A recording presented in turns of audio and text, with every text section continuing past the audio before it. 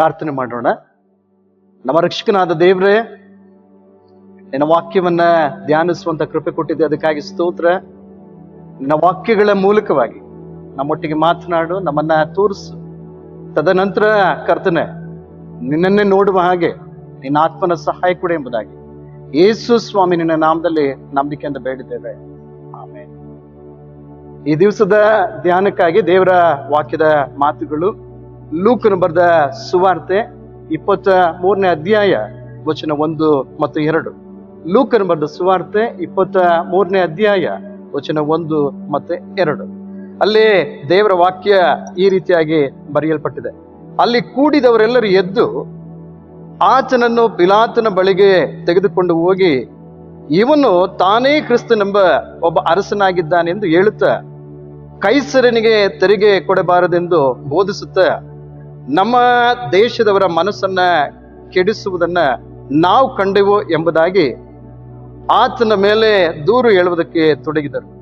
ಪಿಲಾತನು ಆತನನ್ನು, ನೀನು ಯಹೂದ್ಯರ ಅರಸನು ಹೌದು ಎಂದು ಹೇಳಲು ಆತನು, ನೀನೇ ಹೇಳಿದಿ ಎಂದು ಉತ್ತರ ಕೊಟ್ಟನು. ಪಿಲಾತನು ಮಹಾಯಾಜಕರಿಗೂ ಜನರಿಗೂ, ಈ ಮನುಷ್ಯನಲ್ಲಿ ನನಗೆ ಯಾವ ಅಪರಾಧವೂ ಕಾಣಿಸುವುದಿಲ್ಲ ಅಂದನು ಎಂಬುದೇ.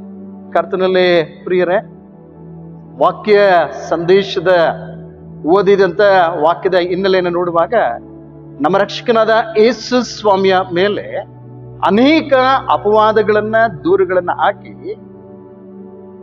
ಶಾಸ್ತ್ರಿಗಳು ಮತ್ತು ಮಹಾಯಾಜಕರು ಪಿಲಾತನ ಮುಂದೆ ತಂದಿದ್ದಾರೆ.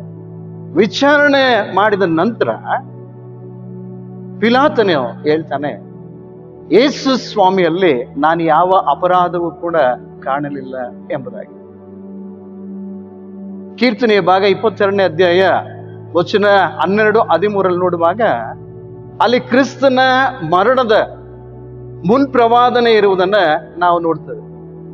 ಅನೇಕ ಗೂಳಿಗಳು ನನ್ನನ್ನ ಸುತ್ತುವರೆದಿದ್ದವು, ಗರ್ಜಿಸುವ ಸಿಂಹವು ನನ್ನ ಸುತ್ತ ಇದೆ ಎಂಬುದಾಗಿ. ಆ ಸನ್ನಿವೇಶದಲ್ಲಿ ಯೇಸು ಸ್ವಾಮಿಯ ಸುತ್ತ ಅನೇಕ ಸನ್ನಿವೇಶಗಳು, ಪರಿಸ್ಥಿತಿಗಳು ಸುತ್ತುವರೆದಿದ್ದವು. ಈ ದಿವಸದ ಧ್ಯಾನಕ್ಕಾಗಿ ಯೇಸು ಸ್ವಾಮಿಯನ್ನ ಸುತ್ತುವರೆದಂತ 3 ಸಂಗತಿಗಳನ್ನ ನಾವು ಧ್ಯಾನ ಮಾಡ್ಲಿಕ್ಕಿದ್ದೇವೆ. ಮೊದಲನೇದಾಗಿ, ಲಯರ್ಸ್ ಅರೌಂಡ್ ಹಿಮ್, ಸುಳ್ಳುಗಾರರು ಯೇಸು ಸ್ವಾಮಿಯ ಸುತ್ತ ಕೂಡಿದ್ದರು.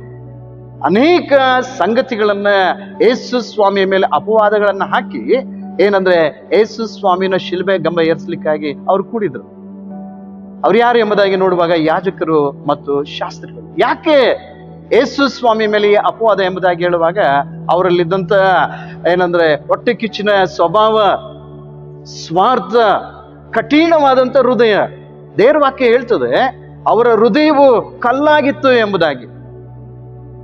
ಎರಡನೇದಾಗಿ ನೋಡುವಾಗ ಯೇಸು ಸ್ವಾಮಿಯ ಸುತ್ತ ಆ ದಿನಗಳಲ್ಲಿ ಲೈಸ್ ಅರೌಂಡ್ ಹಿಮ್, ಸುಳ್ಳುಗಳು ಆತನ ಮುಂದೆ ಅನೇಕ ಸುತ್ತುವರೆದಿದ್ದವು.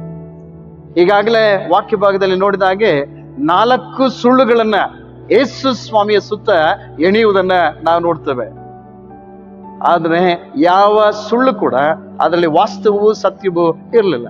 ಯಾಕೆ ಎಂಬುದಾಗಿ ನೋಡುವಾಗ ದೇವರ ವಾಕ್ಯದಲ್ಲೇ ನಾವು ನೋಡ್ತೇವೆ, ಯೇಸು ಸ್ವಾಮಿ ಆತನು ಸತ್ಯವಾಗಿದ್ದಾನೆ, ನಾನೇ ಸತ್ಯವು, ಮಾರ್ಗವು, ಜೀವವು ಆಗಿದ್ದೇನೆ ಎಂಬುದಾಗಿ ದೇವರ ವಾಕ್ಯದಲ್ಲಿ ನಾವು ನೋಡಿದ್ದೇವೆ.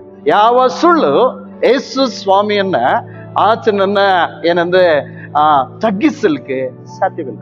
ಮೂರನೇದಾಗಿ ನೋಡುವಾಗ there are lord's presence around him, ದೇವರ ಪ್ರಸನ್ನತೆ ಯೇಸು ಸ್ವಾಮಿಯ ಸುತ್ತ ಅಂದು ಇತ್ತು. ಸುಳ್ಳುಗಾರರಿದ್ರು, ಅನೇಕ ಸುಳ್ಳುಗಳಿತ್ತು, ಆದರೆ ದೇವರ ಪ್ರಸನ್ನತೆ ಯೇಸು ಸ್ವಾಮಿಯ ಸುತ್ತ ಇತ್ತು ಎಂಬುದಾಗಿ ನಾವು ನೋಡ್ತೇವೆ.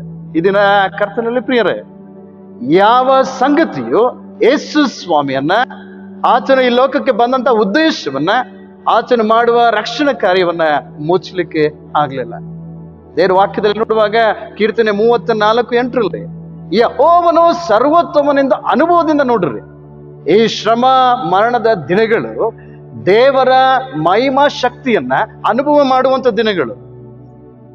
1 ಕೊರಿಂಥ 1ನೇ ಅಧ್ಯಾಯ 8ನೇ ವಚನದಲ್ಲಿ ನೋಡುವಾಗ, ಶಿಲುಬೆಯ ವಿಷಯವಾದ ಮಾತು ನಾಶನದ ಮಾರ್ಗದಲ್ಲಿರುವ ಹುಚ್ಚು ಮಾತು, ರಕ್ಷಣೆಯ ಮಾರ್ಗದಲ್ಲಿರುವ ನಮಗಾದರೂ ದೇವರ ಶಕ್ತಿಯಾಗಿದೆ.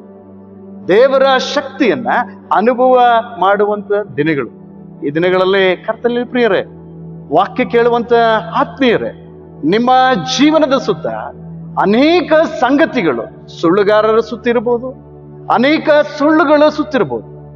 ಆದರೆ ಕರ್ತನ ಪ್ರಸನ್ನತೆಯು ನನ್ನ ಸುತ್ತ ನೆರೆದಿರುತ್ತದೆ. ಇದಕ್ಕಾಗಿ ಯೇಸು ಸ್ವಾಮಿ ಶಿಲುಬೆಯಲ್ಲೇ ನಿನಗೋಸ್ಕರ ತನ್ನ ಪ್ರಾಣವನ್ನು ಕೊಟ್ಟು ದೇವರ ಪ್ರಸನ್ನತೆಯನ್ನ ನಿನಗೆ ಕೊಡುವನಾಗಿದ್ದಾನೆ. ಒಂದು ವೇಳೆ ನಿನ್ನ ಪಾಪವನ್ನು ಅರಿಕೆ ಮಾಡುವುದಾದ್ರೆ, ನಿನ್ನ ಹೃದಯವನ್ನ ಯೇಸುವಿಗೆ ಕೊಡುವುದಾದ್ರೆ, ಯೇಸು ಸ್ವಾಮಿ ನಿನ್ನ ಹೃದಯದಲ್ಲಿ ಬಂದು ತನ್ನ ಪ್ರಸನ್ನತೆಯನ್ನ ಕೊಡುವನಾಗಿದ್ದಾನೆ. ದೇವರು ಈ ವಾಕ್ಯಗಳನ್ನ ಕೇಳುವಂತೆ ನಿಮ್ಮೆಲ್ಲರನ್ನ ಆಶೀರ್ವದಿಸಲಿ. ಪ್ರಾರ್ಥನೆ ಮಾಡೋಣ. ನಮ್ಮ ರಕ್ಷಕನಾದ ಯೇಸು ಸ್ವಾಮಿಯಲ್ಲಿ ನಮ್ಮ ದೇವರೇ, ಈ ಸಮಯಕ್ಕಾಗಿ ಸ್ತೋತ್ರ.